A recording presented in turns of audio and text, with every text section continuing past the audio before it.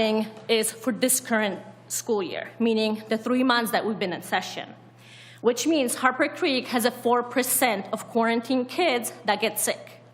54 kids as of November 8th, I believe, have gotten sick out of 724, out of 1,385 kids that have been quarantined. That is 4%, that is not 26%. Also, Harper Creek has a 6.6% of students that have been positive this school year. We had about 184 kids that came positive out of 2,793 students. That is 6.6%.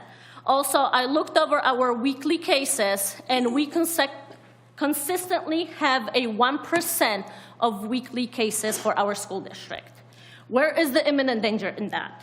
Calhoun County also has a positive case for weekly cases for minors of 0 to 17 of 0.25%. That does not constitute that there's an imminent danger. Why doesn't our county take the lead from other states with lower transmissions? They must be doing something right when their numbers are almost 10 times less than our states. Thank you. Thank you. Is there anybody else? Carl? Oh, go ahead, young man.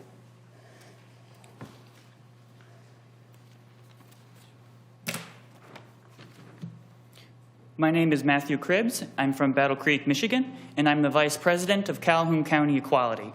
We're a nonprofit organization dedicated for LGBTQ equality and fairness. We are here today to express our need for county-level legal protections and to get an anti-discrimination ordinance on the agenda. There are many of us here in the audience today, and if you feel so moved, you may stand and show your support for the next 2 minutes.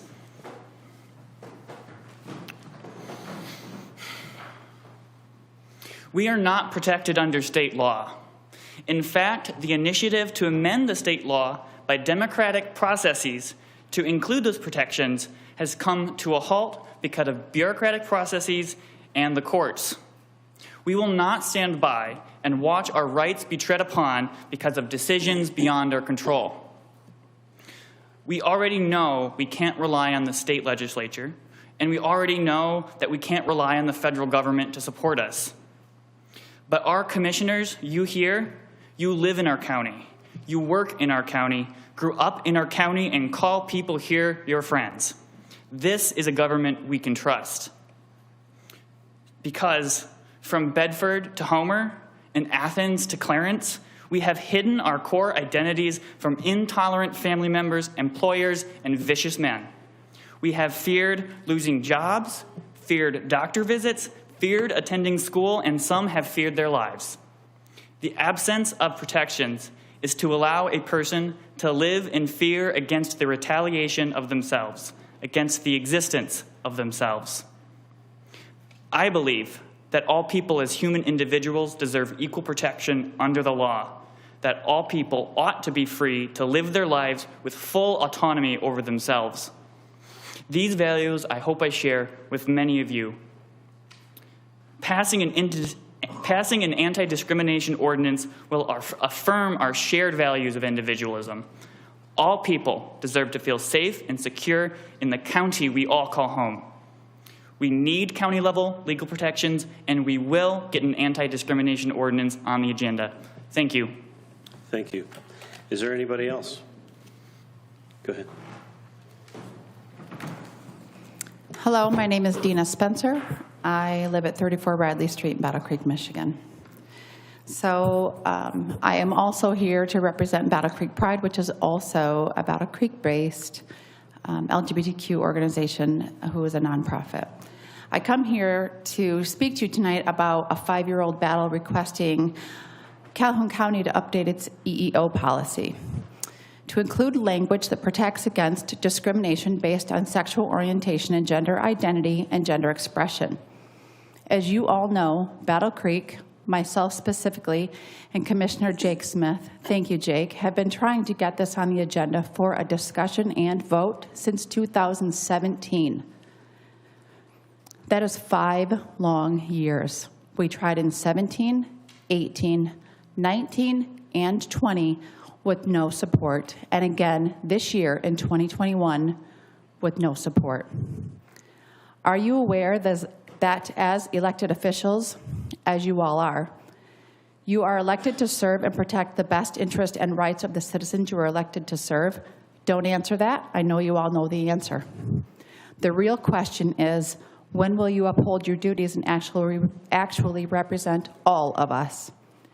Are you also aware that 15 to 43% of gay people have experienced some sort of discrimination and harassment at the workplace? And that 90% of transgender workers report some sort of harassment or mistreatment on the job? 90%. 25% of LGBTQ people report experiencing discrimination based on their sexual orientation or gender identity in the past year. 25% in 1 year. 10% of LGBTQ people have left a job because of the work environment did not accept them. They had left their job over this.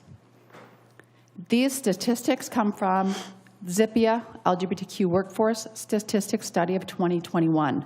But we are not statistics, we are people. We have families, homes, pay taxes, live, work, worship, and play in Calhoun County, and we are asked to be treated fairly. I already know what the standard scripted answer is to our request. We've heard it like a broken record. What is the real reason that this isn't put on the agenda to be discussed and eventually voted upon to become policy? I bet if it were one of you who were the ones who were unprotected and in fear of harassment, discrimination, and potential job loss, 15 the seconds. outcome would be different. And for those of you that have experienced this, why aren't you being more vocal and active in getting this written? What stops you from protecting others the same as you are protected? Fear, shame, lack of empathy? I can't answer that, only you can. But it is time Ma'am. that you dig down Ma'am. deep and take a look at your responsibilities as an time is elected up. official and as a fellow compassionate human being. Your time is up. Do the right thing, Please make the step away. change, Thank you. represent us all. Thank you. Does anybody else like to address our commissioners? Sir.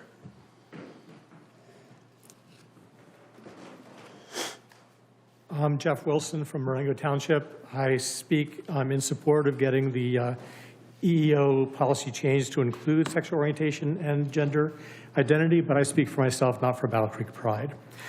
I want to urge the commissioners to add gender identity and sexual orientation to the EEO policy. These terms describe immutable characteristics of an individual that are present from birth. They are not choices made by the individual. They are not caused by life experiences. They are present from birth and are as much inherent parts of a person as are race, color, sex, national origin, and genetic information, characteristics that are already protected. My qualifications for making this statement are a PhD in psychology from UCLA with a major in what's now called behavioral neuroscience and a minor in neuroanatomy. The first differences between male and female brains related to sexual behavior were discovered only 50 years ago, actually 43 years ago, within the lifetime of many of the people in this room. Many more male-female brain differences have been found since. I apologize to non-binary friends and gender-fluid folks. Science tends to dichotomize.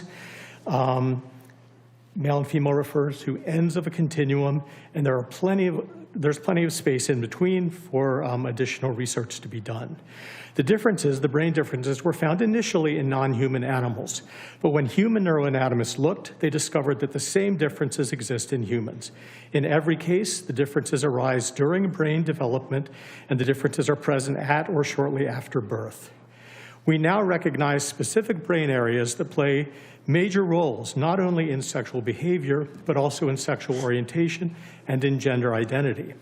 Again, these brain areas are differentiated at birth. They do not reflect choice or life experiences. They lead to an individual's sexual orientation and gender identity, immutable characteristics of who an individual is. As I said before, they're worthy of the same protections as race, color, sex, national origin, and genetic information. Thank you. Thank you. Is there anybody else who would like to address their commissioners? Carl?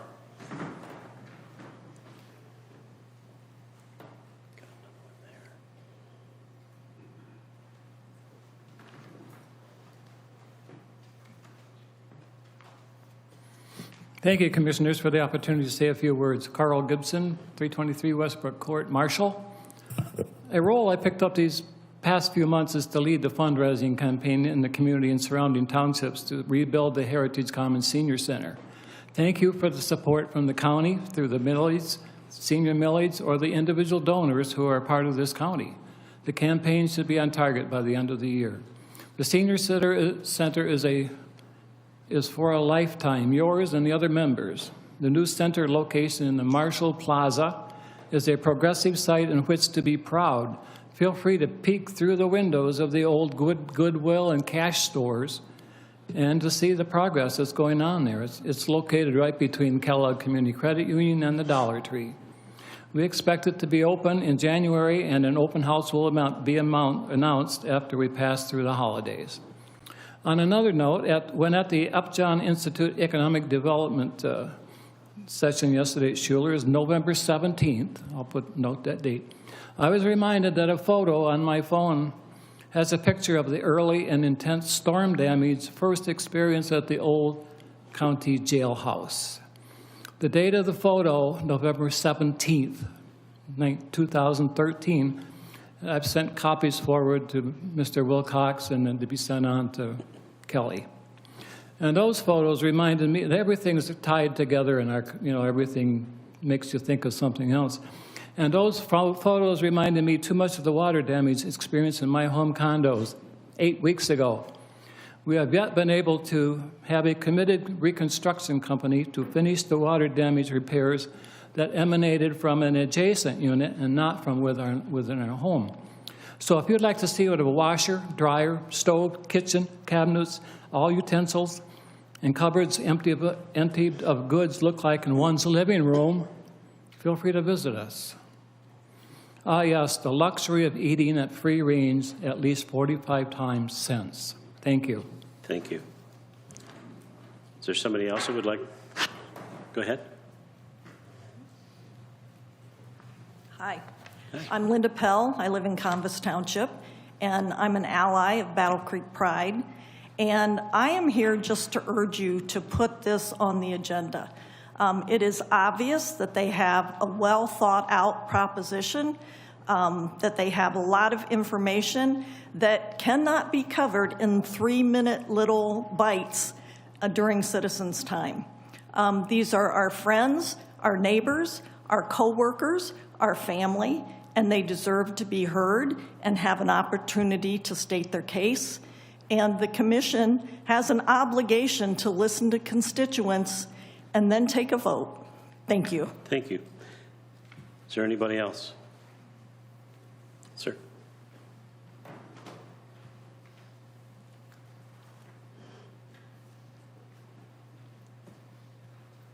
Hi, y'all. My name is Matt Bozzo. I live in Battle Creek.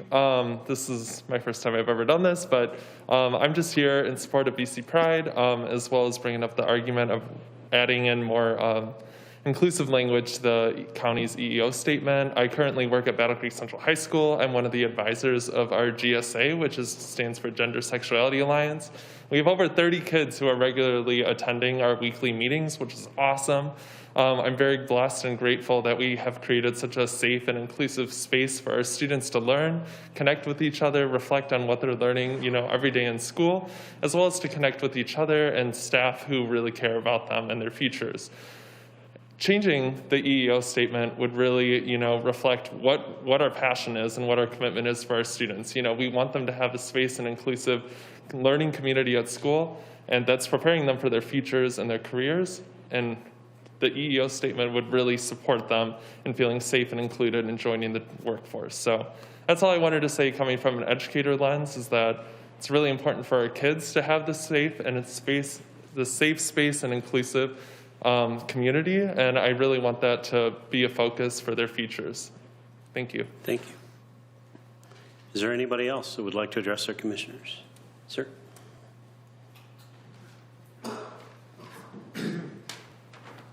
Good evening. My name is Charlie Fulbright, and I am the immediate past president of Battle Creek Pride.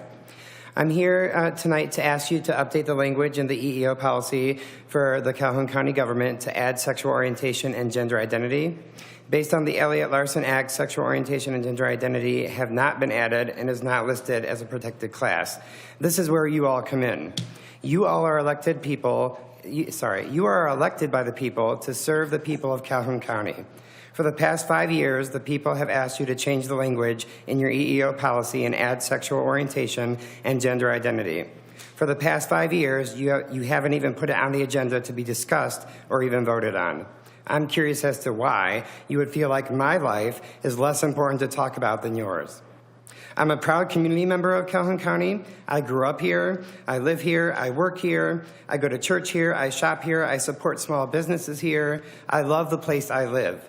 Why is this so hard and taking so long to do the right thing? I know change is never easy, but this change is 5 years overdue. It's hard for me to grasp what the main concern or bad thing is that will happen if it's added. Did you know that our very own federal government, specifically the Defense Logistics Agency, which is under the Department of Defense, is housed in Calhoun County, and their EEO policy has sexual orientation and gender identity? Do you support education? I'm hoping you all are thinking to yourself, yes, because in 2019, the Michigan Association of School Boards has such language added to their policy and expressed to every school board in Michigan to do the same thing. The school district that I live in did it that same year. The board cares about their students and staff by adding that language. Don't you care about your constituents? I'm assuming the answer is yes, so I'm asking you on behalf of me and my husband of 17 years to follow the Michigan Association of School Boards, to follow the City of Battle Creek and the City of Albion, who have their own non-discrimination ordinance to include that language of sexual orientation and gender identity, to not follow political agenda, but follow the very lives of all of our community here in Calhoun County. Please add to Controller's budget for the 2022. And So- it's a public hearing, I'm sorry. So moved, Tompkins. Tompkins? Support. Hatcher? Okay. And that's going to be an electronic vote.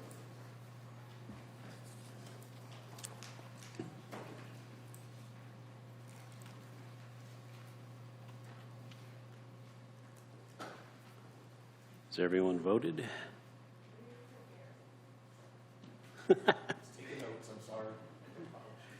All right, everyone has voted.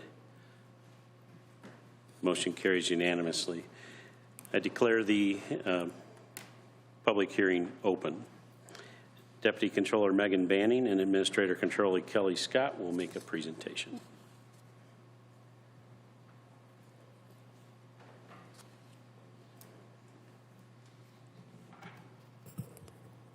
Hello. Sorry. I don't know if we can pull the slides up, Dean. Pull the agenda, the PDF from you.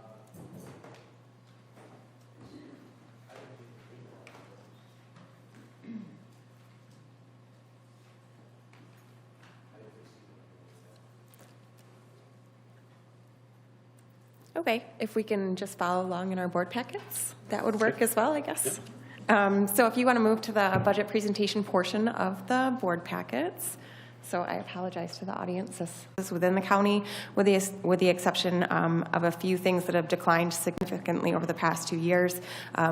Mostly in this category would be the jail bed revenues that we've been struggling to maintain at the high level that we noticed back in 2018. Our property tax revenues are continuing to increase at about a 2.5% increase on an annual basis.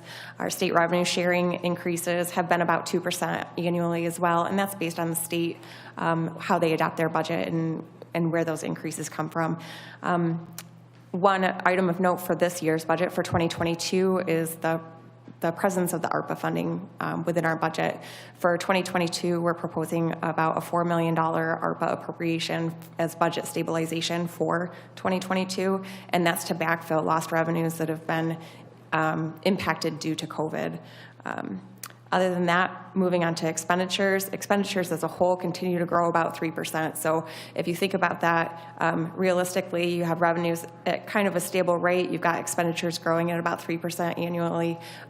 You tend to find yourself in in an area where revenues cannot cover your expenditures. So that's where we work with department heads, government officials, elected officials, and stuff like that in order to refine all of our expenditures in order to get them down to what our revenue sources are, right? So you can see the 2022 general fund budget summary. Total revenues total about $47.9 million for next year. Total expenditures total $47.8 million for next year, which results in a deposit to fund balance of about $123,000 or $125,000. Sorry.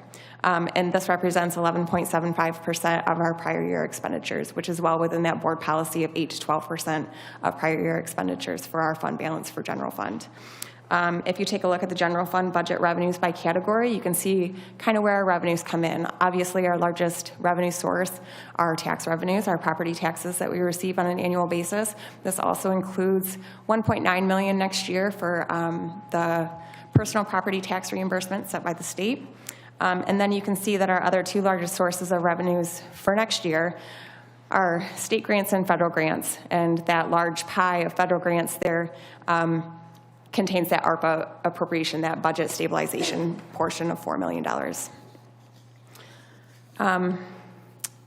Next, you can see on the next slide, you can see our general fund revenue history, and you can see how it's kind of flat there from 2017 through 2019, not a lot of increases. It grows about 2%, like I said earlier, and it shows relatively stable. You can see in 21 through 2022, you see kind of large jumps in comparison to the prior years. And that's due to the federal, yay, here we go.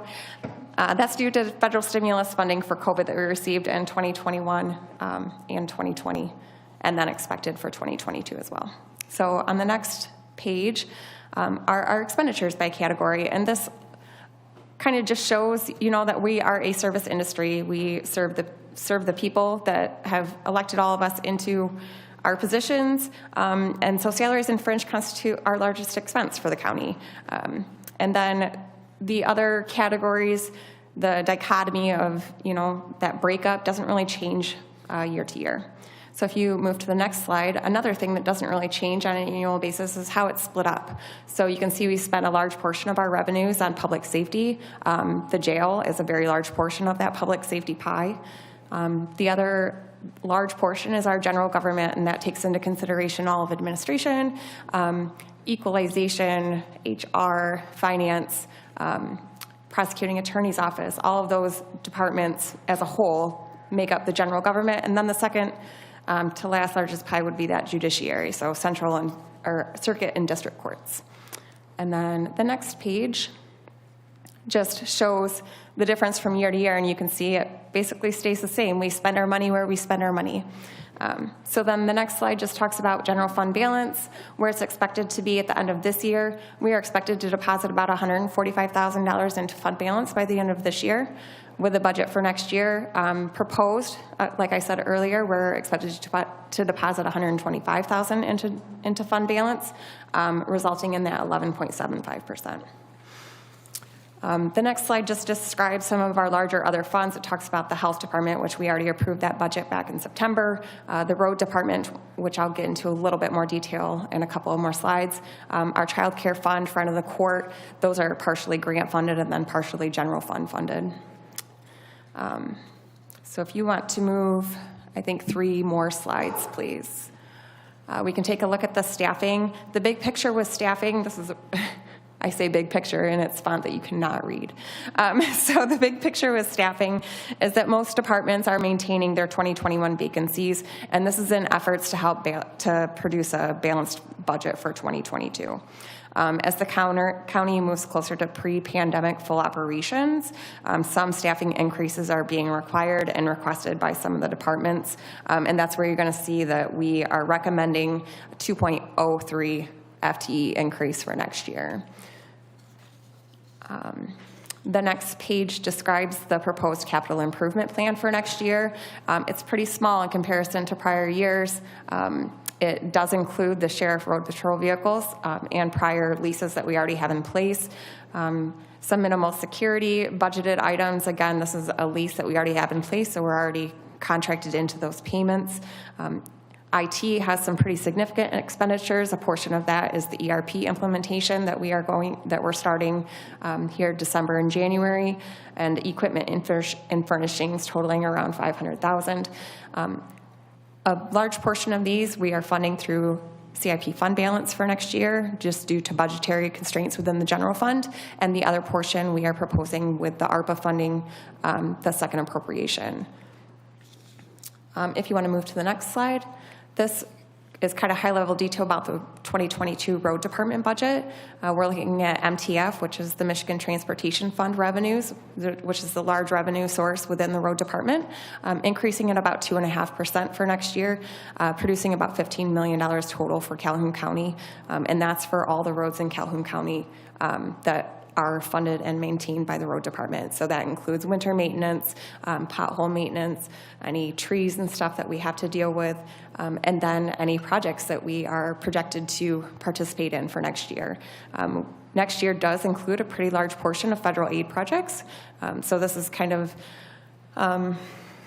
something that we partner with federal and state in order to get large projects done within the county. There's generally a required match source that the road department has to put forth. It's generally between 10 and 15%, and that's just for project costs. So there are costs outside of those specific project costs that also the road department has to put forth, and most of that is just internal costs, so it's our staff and time that we spend on those projects. We have some money set aside for primary paving and primary chip seal for next year. That will be revised after we get through Q1. We have to see where we're at with winter maintenance so that we know how we can address the remainder of that road department budget for the rest of the year. I do want to mention both the road department and our general fund county budget do have contingency lines built into them. General fund contingency line expense line item is $400,000, and the road department is $500,000. And then the next couple of slides just look at historically where the road department revenues have come from and where the road department expenditures or money is spent.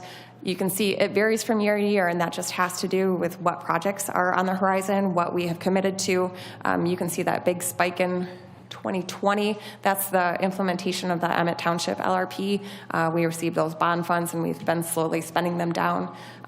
That should come to a close here in 2022. And then I think that's it. That's real high level detail on the 2022 budget that has a lot of intricacies built into it. It has been a lot of work. We kind of added an extra layer to our budget committee meetings this year to include the ARPA appropriations. So we do have kind of that mid-level decision-making body looking at those ARPA decisions and stuff like that before we bring it to the whole board to the board as a whole for appropriation. So I just want to say thank you to our board members that served on that budget committee. It does take a lot of extra time in order to get through this budget process. I also want to thank our elected officials and our department heads. This year was pretty tough to try and get to a balanced budget on time to present to you guys for the adoption meeting next year, or next meeting, sorry, I apologize. And then just thank you to my leadership, Kelly, and thanks to Kim for helping out. And I also want to say thanks to Shannon Rose. She is very integral in the road department budget and how that gets built and stuff like that. So other than that, I know Kelly probably has some comments to make. Any? Thank you, Megan. I asked her to be brief, and so sometimes that results in going through things really quickly. I just want to give you a high-level perspective on the county's general fund budget mainly. This is the 12th year of recommending budgets to the Board of Commissioners for me, and it has been difficult in years for different reasons. We've always presented a balanced budget, and we have always ended the year making that work without dipping into the general fund balance. In fact, our general fund balance has grown a little bit, but nevertheless a little bit every year for 12 years. Starting in 2020, no one predicted the pandemic, and no one predicted the other issue that Megan mentioned, which is we have a general fund that has relied on public safety revenues that come into the jail that have typically offset almost half of the cost of our jail that was built, about twice as large as would otherwise be needed for a population this size. You know, that's a historic choice that someone made many, many years ago when that jail was built, to put that money into the general fund. Starting in 2020, the jail revenues have been down by about $4 million based on historical trends. So I just really want to emphasize that for 2020, it took an infusion of about $5 million of federal COVID relief funds to end with a positive balance. We did have a lot of savings last year during the pandemic from, you know, just reduced operations. But even with that, it took a big infusion of federal funding. We're very grateful for that. For 2021, you saw with our mid-year budget adjustment, we also needed to use the American Rescue Plan Act and a continuation a little bit of the COVID relief funds from previous years, along with savings from reduced work schedules in the state's work share program and furloughs all the way through the beginning of September this year, just to hopefully end this year with a balanced budget. That took a big infusion of federal funds. And we have to propose for next year a reduction or a reimbursement from the American Rescue Plan Act, a reimbursement of our lost revenues to the tune of $4 million. So you can kind of see a trend. $4 million is roughly 10% of our budget. So we have a continued structural deficit. So I've been, you know, talking with our elected officials, department heads, and the judges. As Megan said, we are extremely thankful for them recognizing that this is real and having the trust in our forecasts and looking at the trends. We are not, you know, just crying wolf here. There is really a structural issue that is going to take work over the next couple of years. We will have a little bit of federal funds left. Thank goodness. Again, that's what's keeping us afloat, but we're going to have to look at some different strategies, and that is really something that is different. What is not different is we have a continued reliance on pay-as-you-go cash out of the general fund to keep our facilities up, in our equipment, in our vehicles. We've done some, I don't want to say creative, but I think responsible financing and energy savings contracts over the past several years that do go a long way to save costs in the long run. We are going to have to continue to look at those strategies. A lot of school districts and other local governments have dedicated either voted bond authority or capital millages. Most counties do not, and so you see, you know, aging facilities. We have done a really good job in keeping up with that, and one of the things we are using the American Rescue Plan Act fund that you appropriated in August, and again, another phase on tonight's agenda is to really invest these one-time funds so that we can put ourselves ahead of the game. And when we can improve the facilities and avoid deferred maintenance or really large replacement costs, that will have some long-term impact. So we're very thankful so far that our property tax base is stable even throughout the pandemic. You'll hear, you know, one of the proposals that the treasurer has is to help people catch up on delinquent property taxes, but honestly, our revenue impact has not suffered from the pandemic so far on the property tax side, which is about half of our general fund revenues. The department fees are rebounding nicely, particularly in the clerk and register of deeds office and even within the courts. And the state has continued their commitment to fund county revenue sharing at a fairly stable rate, which is helpful because that's not constitutionally guaranteed. So those things are positive. And again, I do want to echo the appreciation for the only other way that we've been able to present a balanced budget, which is honestly managing compensation costs. We put a lot of effort at our county administrative team level into valuing employees. We really do think about what our employees need, how to support them. We do look at policies. We do look at our anti-harassment policies. We do training. And we are really committed to making sure wages are competitive, that our benefits are good. We still continue to offer flexible schedules and the new remote work policy. And with that, we have our on-site health clinic, formerly Care Here. Now it's called My Premise Health. It's actually called Calhoun County Health and Wellness Center, but it's powered by Premise Health that has saved literally millions over the years. But I think that some of those strategies, as well as paying off our unfunded liabilities on pensions, are starting to have long-term savings that Because some of those were just deployed over the last year or two, you'll start to see that in 2023. So the next year's budget, in my opinion, is the worst. And again, we're kind of plugging that hole with federal funding and then working on strategies. But starting in 2023 and 2024, we should start to see a little bit of relief, but we still have to look at the public safety strategies as a whole. The next step after tonight's public hearing will be at the adoption of the budget.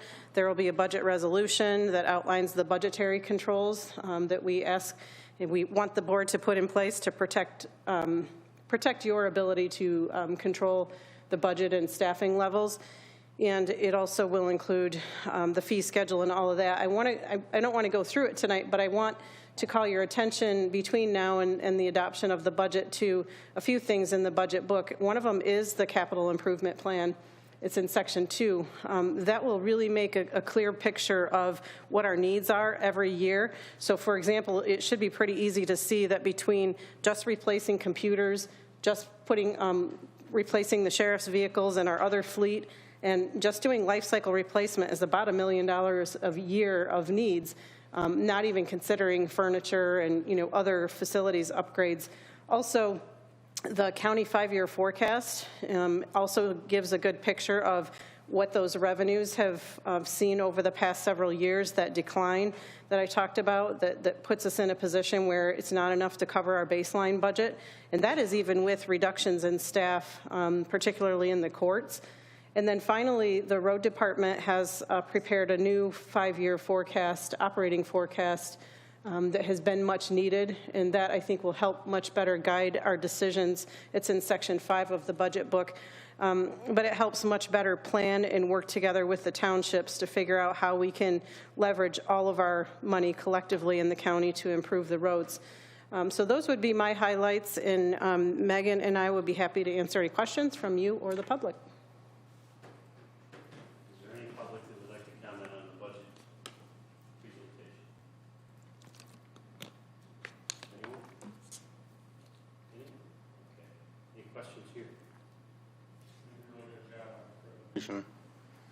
Real good job. All right. Can I have a motion to close the public hearing? Have a motion to support Smith and Miller. Any discussion? We need to electronically vote that. Go ahead.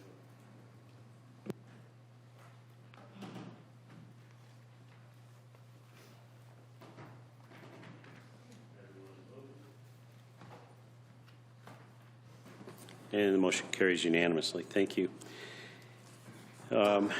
Next, we have a Battle Creek Area Transportation Study, BCATS, Holiday Season Impaired Driving and Drive Sober or Get Pulled Over Campaign Proclamation. Commissioner King is going to read that into the record. Holiday Season Impaired Driving Prevention Campaign, December 2021, December 15th, 2021 through January 1st, 2022. Buzz driving is drunk driving, and if you feel different, you drive different. Drive high, get a DUI, enforcement campaigns. Whereas motor vehicle crashes involving alcohol with at least one driver with a blood alcohol concentration of 0.08 grams per deciliter or above still accounted for approximately 1/3 of all motor vehicle traffic fatalities in 2019. And injure hundreds of thousands more every year in the United States. And whereas between 2009 and 2018, of those drivers killed in crashes and tested for marijuana presence had nearly doubled over that time. And whereas the Christmas and New Year's holiday periods from mid-December through January 1st are traditionally one of the most deadly times of year for alcohol-impaired driving, more than any other holiday period in 2019. For example, and whereas in 2019, one person was killed every 52 minutes in a drunk driving crash in the United States, and there were 10,142 persons killed in drunk driving crashes in the United States that year. And whereas drivers must remember that driving impaired by any substance, drugs, legal or illegal, or alcohol, is illegal and potentially deadly for themselves, passengers, and other road users. And whereas organizations across the nation are joining together to promote holiday season impaired driving prevention campaigns involving both alcohol and drugs in December 2021 in the form of Buzz Driving is Drunk Driving, and If You Feel Different, You Drive Different, Drive High, Get a DUI, national public awareness campaigns during the December 15th, 2021 through January 1st, 2022 time period. Now therefore, we, the Calhoun County Board of Commissioners, do hereby proclaim December 2021 as Holiday Season Impaired Driving Prevention and recognize the December 15th, 2021 through January 1st, 2022 Buzz Driving is Drunk Driving, and If You Feel Different, You Drive Different, Drive High, Get a DUI enforcement campaigns in the greater Battle Creek area. We call upon everyone to promote awareness of the impaired driving problem, to promote safer and healthier behaviors regarding the use of alcohol and all drugs, and to promote the awareness campaign this holiday season and throughout the year. Dated November 18th, 2021, signed by our board chairman, Steve Frisbee. Thank you. Can I have a motion to approve the Battle Creek Area Transportation Study Holiday Season Impaired Driving and Drive Sober or Get Pulled Over campaign proclamation as presented? So moved. So moved. Support. King and Hatcher. Any discussion? All those in favor say aye. Aye. Anyone opposed? Motion carries. Can I have a motion to approve the consent agenda as presented? So moved. Support. Hatcher and Miller, any discussion? All those in favor say aye. Aye. Anyone opposed? Motion carries. Any special committee, workshop, or board reports? Commissioner Miller. Marshall Downtown Development, we met this afternoon at 4 o'clock. We're sending approval for $450,000 to reconstruct behind Schuler's and all the way that whole block to add, I think it's going to be 20 parking spaces. And they're going to repave Green Street and make, instead of parallel parking, angled parking. And then we also talked a little bit about, that's going into the city council to get approved though. And then we also talked about adding our airport to 4,500 feet so we could get private jets in. Just a new discussion. All right. Corporate jets, what they call them. Corporate jets. All right. Will it fit yours? Yeah, just about, not quite. Oh, then CCIS is meeting tonight right now. It's their annual meeting. Election is going on right now. So, and then they still always need help down the Mary Mile. Yep. If anybody's got time Okay. on Sundays. Vice Chair Tompkins. Thank you, Mr. Chair. We've got a couple this evening. First and foremost, the Senior Millage Allocation Committee met on November 5th. We unanimously recommended for approval the extension of the senior project contracts for the Alvin Community Foundation and their senior housing, as well as the Alvin Community Gardens project through December 31st of 2022. Those projects are taking their time in terms of making sure that they're spending their money wisely, so we are more than willing to recommend that approval. We also recommended for approval supplemental funding requests for personal emergency response system as far as hearing and vision services. Those are all ran through Carabel Services and what they do. And again, this is just taking money that's already put in the budget and just reallocating it to a lot of areas that were previously unspent. And these specific areas were very widely used in Calhoun County. We want to make sure that we can have our seniors get what they need. And then finally, we approved a mini grant request from the Substance Abuse Council for $5,000 to purchase locked med boxes, which is very important, certainly for our seniors as they're trying to protect their medications from folks and with abuse as well. And then finally, this morning, the Broadband Task Force had basically an informational meeting this morning with Bruce Patterson, who was on hand to discuss the Ammon model, right? Idaho broadband model. It was interesting of the good information and interesting approach to it. I'm not sure how necessarily we can really approach it from a Calhoun County standpoint in terms of countywide broadband internet to the entirety of the Calhoun County. But again, I thought it was a very interesting approach going forward, and we certainly appreciate his taking the time with us this morning. So that's my report. Thank you very much. Thank you. Anybody else? All right, we'll move on. I'll turn it over to County Administrator Controller Kelly Scott. Thank you, Mr. Chair. I just have 2 items to report tonight before new business.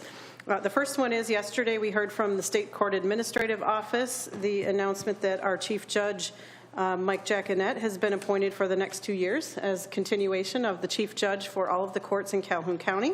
I know that we would, support whatever judge has that opportunity to be Chief Judge, but I actually appreciate the continuity. I think it's helpful right now when we're still continuing in transition mode in a lot of ways. So congratulations to Judge Jacquinette. We look forward to working with you in that leadership role for the next 2 years. And then the second item is just I want to give a thank you during the Thanksgiving holiday, which is next week. And we had our every other week meeting today with our elected officials and department heads. And I just want to pass on for the commissioners' benefit that it's a pretty stressful time right now within county government. We have an increased level of employees testing positive with COVID. Some of them are hospitalized. Their families are hospitalized. It's a higher rate than we've seen in a very long time. Our health officer is reporting also in the community. The hospitals are experiencing, I think, the highest rate of COVID patients in both Bronson and in Oak Lawn right now.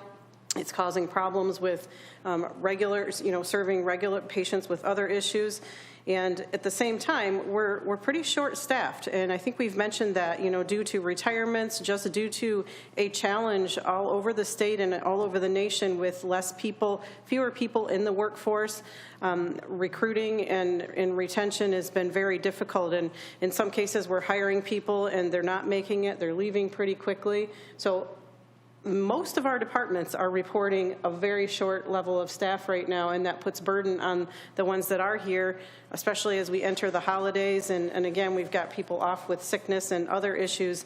So I want to express my appreciation for our county employees. It's been a tough couple of years through the pandemic, and right now we've got a lot of pressures. And I know those that are suffering, when we get into the holiday season, we try to be positive, we try to be thankful, and yet it can be very stressful, especially for those who are already suffering. So please keep us in mind, keep our county employees in mind as we go into the holiday season, and I wish you all peaceful and restful Thanksgiving. Thank you. We'll move into new business tonight. We have 6 items on the agenda. The first one comes from the Senior Millage Allocation Committee, and it's a follow-up to what Commissioner Tompkins just reported, also Helen Guzzo, our Senior Services Manager. So this is the supplemental funding request that the Senior Millage Allocation Committee approved at its last meeting. I guess not a good thing, but it is fortunate that the senior transportation program does have unspent funds because the demand has been down and the drivers are down at Community Action for senior transportation. So they're recommending to take some of the savings from that unspent program and alleviate the increased demand in hearing, vision, and the personal emergency response systems area. So $52,000 for hearing, $13,000 for vision, $37,000 for the PERS, all managed through Carewell Services for a total of $102,000. And so we recommend that increased funding really just to get us through 2021 and avoid wait lists again over the holidays. All right, can I have a motion to approve the senior millage supplemental funding for hearing, vision, and personal emergency response systems as presented? So moved, Tompkins. Support. Tompkins and Hatcher, any discussion?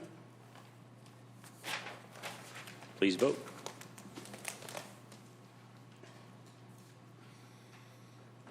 Everyone has voted. Motion carries unanimously. Thank you. All right, the next 3 items are contracts through the road department, and I am thankful to have our managing director and our engineering director here tonight from the road department. The first one is an MDOT contract that comes from a federal safety grant to do tree clearing in basically 4 different groups of areas throughout the county. And it totals about $1.3 million, and the federal grant covers 90% of that. The road department has budgeted, pending your approval of the road department budget for next year, the remaining match, which is about $183,000. All right, can I have a motion to approve MDOT 21-5417 tree removal contract for 2022 as presented?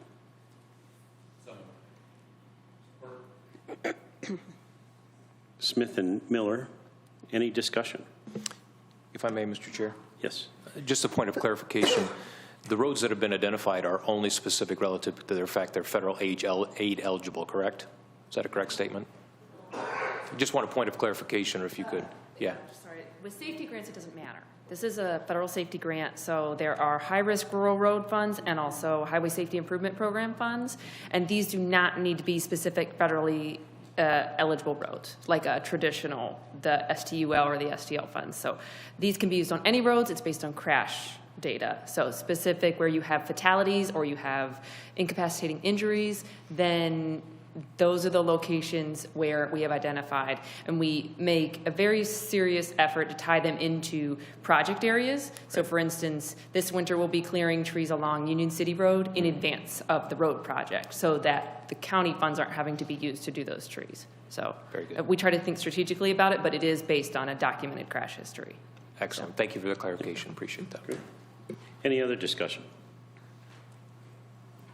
Vote is open.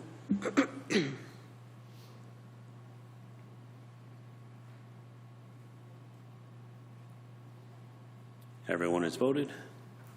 Motion carries unanimously. Thank you. Item 12B3 is another MDOT contract for F Drive North from Waddles Road East, about close to a mile in Emmett Township. And this basically completes work that was done a few years ago under an economic development federal grant in conjunction with Flex and Gates expansion. So this project is about $368,000, which is an 80% grant and then a 20% required match. Again, that will be in the road department's budget next year for $73,000.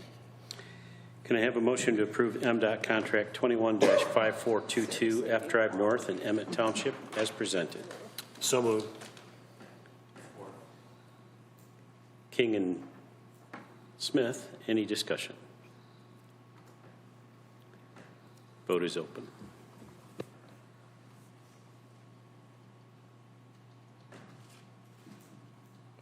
Everyone has voted. Motion carries unanimously. Thank you. Item 12B4 is a contract again with, this one comes from Highway Improvement Program federal grants, which I believe is the area in which the new Federal Infrastructure Act that was just signed by the President will funnel a lot of the money through to our local road agencies, and we will be able to apply for grants like this. This is Beetle Lake Road from I-94 south to B Drive north in Emmett Township. It comes through this project already identified through BCATS. I'm going to struggle. I might have to get some water. $296,000, which is 82%, and the rest will be matched. Can I have a motion to approve MDOT contract 21-5421 Beetle Lake Road from B Drive North to I-94 in Emmett Township as presented? So moved, Tompkins. Tompkins and Miller, any discussion? The vote is open. Goodness. Everyone has voted. Motion carries unanimously. Thank you. This is what happens when I've had about 8 meetings today and a lot of talking. 12B5. Why don't we take just a minute break and Yeah. let you get a drink in just a second. Yeah, Derek's getting me some water. Time out. It's awesome.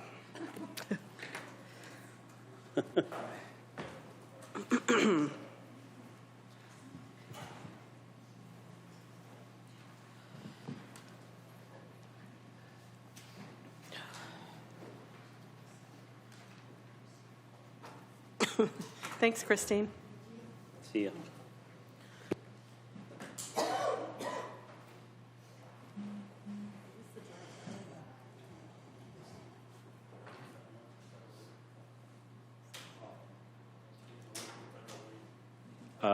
Not all of them, but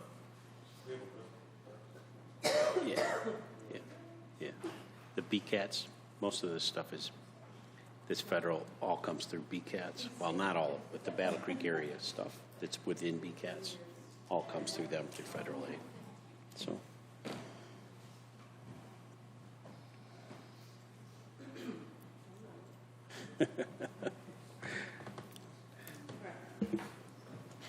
Okay, I think I'm ready.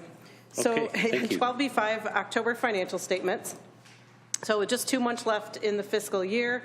Good news is, in the general fund anyway, we're finally seeing a positive balance between revenue and expenditures. They're both, of course, at lower levels than 2020, mainly because we had the infusion of federal funds and higher COVID expenses last year. So property taxes have basically caught up. You'll see the ARPA funding built in. The big, negative is still the charges for services that we've been talking about are down by about $2 million, mainly in the jail. And on the expense side, really we would be right on track with 2020, except for you'll see the higher transfer out for the ARPA funds. So I also like that Megan has been putting in the memo at the end kind of the cumulative total that the county has spent on our COVID response, and it's close to $4 million at this point from the start of 2020 through now. Correct. All of that is being reimbursed by federal funding.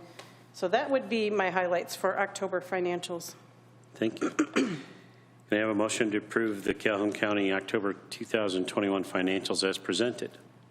So moved. Hatcher? Miller? Sorry. Any discussion? All those in favor say aye. Aye. Anyone opposed? Motion carries. Thank you. Last but definitely not least tonight, we are recommending a second appropriation of the American Rescue Plan Act dollars. So reminder, the county's allocation direct from the federal government is $26 million.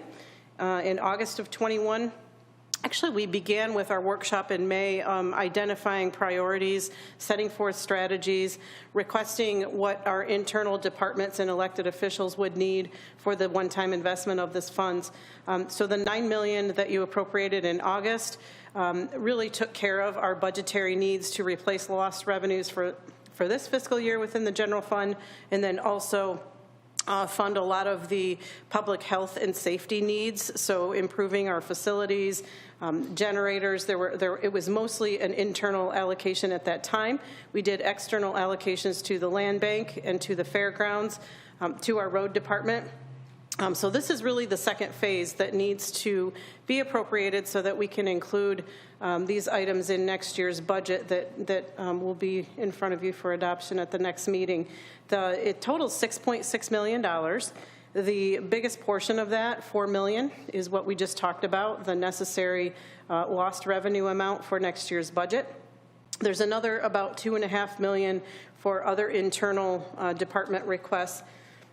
Some of the highlights are upgrading our phone systems, allowing the clerk to get her records, digital records backed up and in a safe place. The courts have a pretty large request for upgrading their courtroom recording systems and for providing public documents through our OnBase module, which will be an enhancement for the public. We are, of course, upgrading our financial and HR software, and so there's a little piece of that necessary to fund that upfront cost. The sheriff has requested body cams and uniforms. That is in here. The treasurer's office is proposing the delinquent property tax relief program. There's some funding in there for that. And then the Water Resources Commissioner is the largest piece of his relates to lake level monitoring, and he's proposing putting a system in place that will make that job much easier, but automated, but it will also allow the public to actually see what the lake levels are at. So all of these items, again, fit within the priorities that we already identified. They all will have a long-term return on investment, will make things safer and healthier. And for our departments, they will help streamline the operations and have a long-term impact. The final piece is about $240,000. It's the only external allocation we're recommending with this appropriation. And this is an urgent need that has been identified earlier this year, and it's almost at the breaking point. And it has to do with our jail, the county jail, and the number of people with mental health issues that are ending up in the jail. And that might be okay, but then they're also leaving with really not enough support to prevent them from revisiting the same crimes and coming back to the same jail. So when that happens, it puts stress on the sheriff and his staff. It adds unnecessary costs, and it's not the best solution for these individuals. So through a nationwide model that has been talked about with the commission and throughout our community for a couple of years, it would be nice to implement, although that model didn't come with any funding. And so this is a one-time opportunity that we have to leverage these federal ARPA funds to work with Summit Point through a contractual relationship. And Summit Point is ready, literally starting next Monday, to add 3 new positions specifically dedicated to supporting our jail. And one of them is called a boundary spanner, but it's really, I would call kind of like a case manager. So that person will have an office in the jail, and when someone is discharged, they will kind of hold their hand and link them to the other agencies in the community that they need to get the help that they need, help them with follow-up so they don't just walk out of the jail and, you know, not do anything further to help their situation. There's a clinical liaison and a peer counselor that Summit Point is committed to employing, that I think will be housed at their new urgent care center, the First Step, which is pretty close by, you know, right downtown. Those people, again, will continue to be dedicated to helping with the jail, along with the jail staff, to really just coordinate services. A peer counselor, I think you know what that means, actually someone has had their own personal experience with mental health issues, who can relate better to the person. And just, we feel like with all 3 of these positions, and Summit Point was very convincing that the 3 need to go together as a package. So we're proposing the ARPA funds for a 1-year pilot program. There has definitely at the state level, the governor has proposed a lot of funding from ARPA be used for similar situations, but none of that money has been appropriated yet. So we're waiting for the state to appropriate their ARPA funds. In the meantime, we can't wait on this issue anymore, and so the sooner the better. That's one of the reasons we packaged this with what we're calling Phase 2. So that would leave about $8.5 million of our ARPA funding left through the end of 2024. It will come at, I think, at a slower pace from now on, because we do want to wait to see what the state is doing. And we actually might be fortunate enough that some of the state grants that they offer will be, maybe we'll be able to reimburse ourselves for some of these initiatives. But in the meantime, this will at least have us have the official authority to build into next year's budget what we need and to get these services in place to address mental health issues. So I ask for your approval, and I'll be happy to answer any questions. Could I have a motion to approve the Calhoun County American Rescue Plan Act, ARPA, appropriation Phase 2 as presented? Support. Smith and Hatcher. Any discussion? Go. Thank you, Kelly, and your team, everybody, for your work, not only on this, but the budget. Outstanding work, as always. One of the things I noticed, too, and you kind of touched on it a little bit, was a lot of these funds so far have been internal to government operations in one form or another. Are we still getting feedback from the community as far as opportunities to help local businesses, individuals, community groups? I know there was a time where that feedback was being sent through the website. Are we still working on that? Are we still receiving that? Yes, I mean, it has slowed down, just honestly because I really feel like with this small of a community and some of the ways that our key industries, I'll call it, you know, businesses and government and economic development and workforce development are centralized through our regional boards and all of that. I really kind of feel like we've heard from most of the key organizations in this community. There's still some follow-up conversations with a few of those requests, and we are getting close to launching an ARPA website within the county's website under finance to just, you know, display all of our requests and all of our appropriations. What we're thinking the next step might be, there are a couple big pieces that I may want to recommend yet before the end of this year. One of them is, you know, the big economic development priority, and then also potentially something to do with employee premium pay. Beyond that, we're really close to a point where we've kind of got a pathway for the rest of our dollars, where we'll be able to say, you know, let's say we have $1 million or $2 million left. We've got still that list of community input that we're potentially going to launch an application process where we can, you know, use that to allow people to formally apply and narrow that down. So it is true that most of the appropriation so far has been internal. We've made a couple of priority projects for the external, but they're mainly related to items that the county already appropriates to, mental health services. Of course, we already send money to Summit Point. We already send money to SWIMBA for prevention and treatment services for substance use. So we are at that point. I think by the end of this year, start of next year, we'll really start to focus on narrowing down those community requests, and that will be kind of a focus for next year. Do we have any idea when the website module or Lucy. interface will be available? Oh, so the application process, we're trying to work in conjunction with the City of Battle Creek. It's a software system that the United Way uses for their grant applications. They've launched it in the City of Kalamazoo. And so that will need to come to the board for approval of a contract. And so I'm thinking after the first of the year. So January, potentially, and then maybe accept applications first quarter. Terrific. And then by, you know, maybe by then also we'll know what the state is appropriating. And so hopefully by, let's say, June of next year, by the second quarter, we can have that process completed.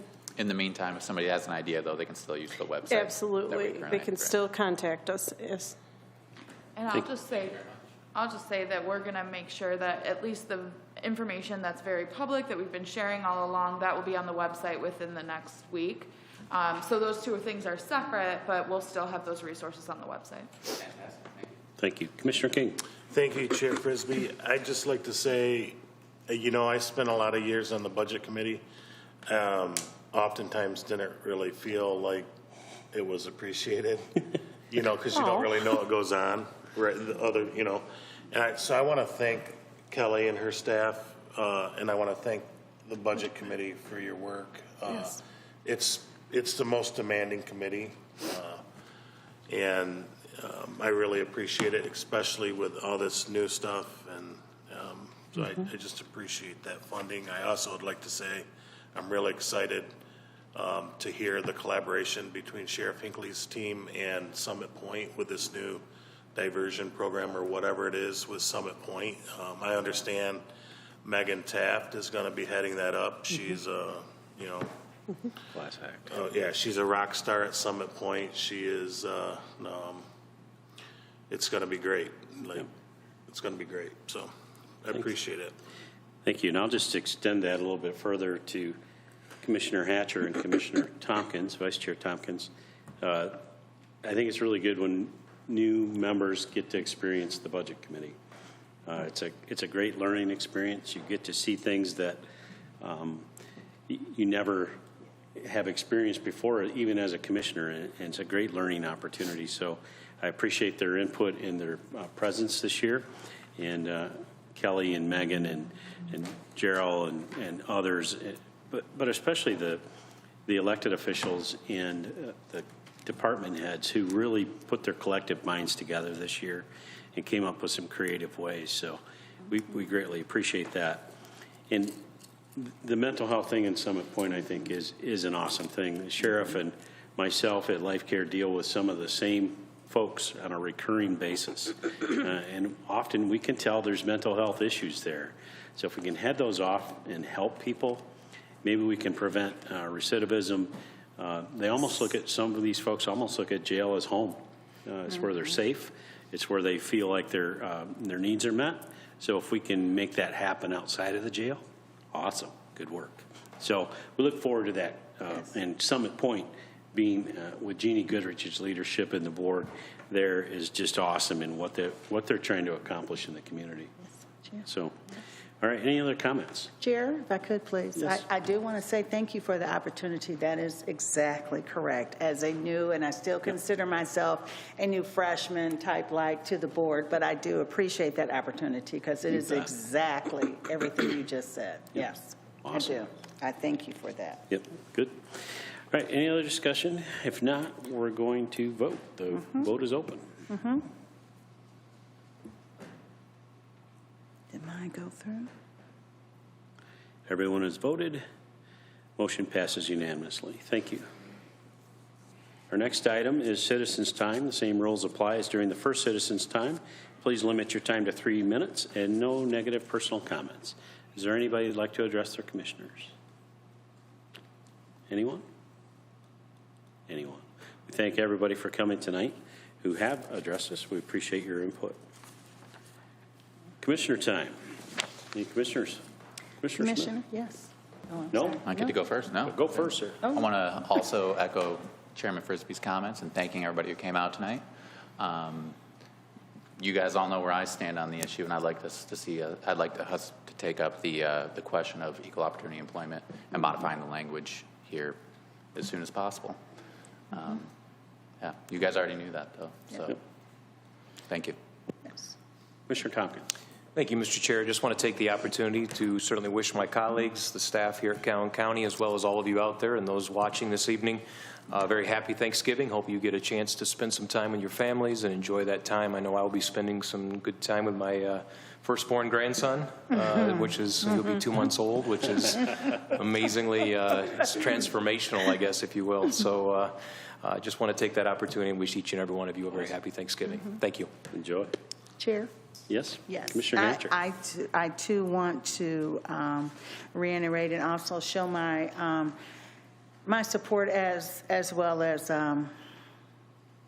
my other commissioner has done it. I'm sorry, but I just wanted to say that tonight and hearing people and speak and hearing people express their opinions because of their differences and their feelings on being discriminated, that is something that I have to say does not go unrecognized by the board, I feel, and by myself. I don't think that that is something that we don't understand and that we don't take truly to heart.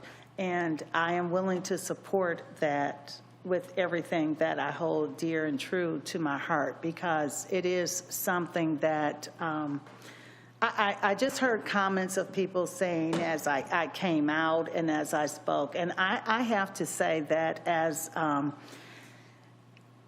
a Black American female, I never had to come out. I was always out. I was always Black. I was always a female. So I understand that, and I understand the feelings, and I support it full-heartedly. And I hope, and I know that the board does. And so I just wanted to make sure that everyone understood that. So, thank you. Thank you. Yes.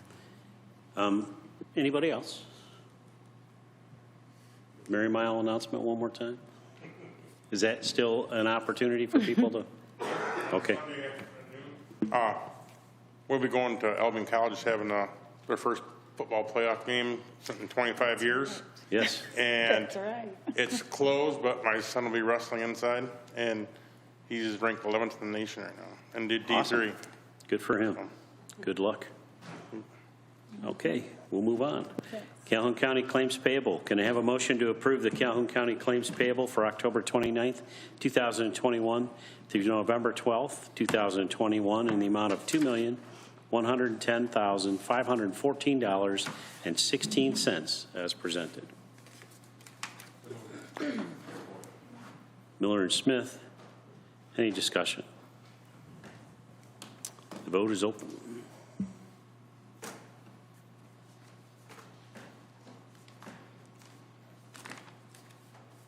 Everyone has voted.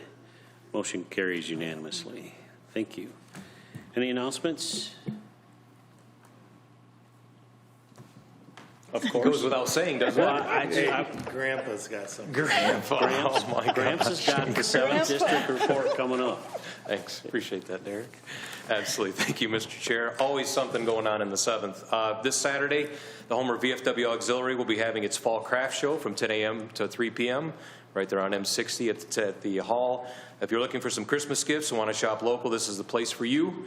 In lieu of admission fee, they're asking for donations of new baby items that will be split between 5 VA medical centers where baskets will be made for female veterans. So excellent opportunity to go out and show your support, not only shop local, but also to support our veterans. I am very proud to be a VFW auxiliary member there at that location. As well as also this Saturday, the first annual Albion Harvest and Gospel Fest will be taking place this Saturday from 12 to 5 p.m. at the Stouffer Plaza and Bohm Theater. Hopefully the weather will work for us, hopefully there. Come join for a day of good food, good fellowship, and good entertainment. So my understanding is a lot of good stuff that's going to be happening on this Saturday. And then on Thursday, December 2nd, Santa is coming to Homer for the Santa Parade, which is excitement for all of us. There will be a story time at 5 p.m. at the library, followed by the Santa Parade at 6, followed by a tree lighting.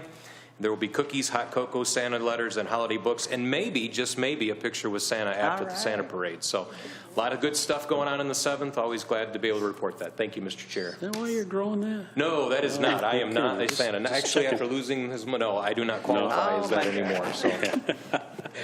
I might fill in. Just one announcement, Saturday, Battle Creek Christmas Parade. Yes. If you can't come in person, tune in on Access Vision. I'll be one of the hosts again. Yes. It's a great night in Battle Creek, so come on out, bring the kids, Yes. be cold, enjoy Yeah. the parade. Yes. Yes. All right. Some hot toddies. Yeah, anybody bring me a hot toddy, while I'm on That's here, all right. please. All right, this meeting's adjourned. Thank you. Thank you.